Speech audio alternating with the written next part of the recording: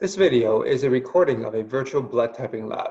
We will add antiserum containing antibodies to different samples of blood to determine the ABO blood type. If the antibodies bind to the antigen on the surface of the red blood cells, we will see agglutination or clumping. First, let's take blood from patient 1 and put it onto a slide. Then we'll add antiserum A, which contains A antibodies, to the well on the left, and add antiserum B to the well on the right. There is no signs of clumping. Next, let's try blood from patient 2.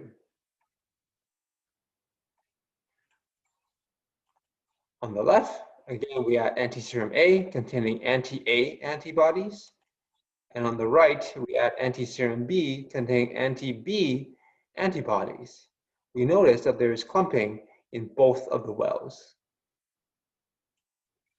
Lastly, let's look at patient 3.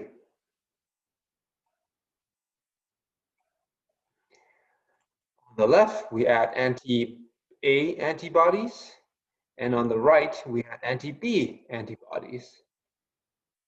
Here, we notice only the right well containing anti-B antibodies has agglutinated or clumped.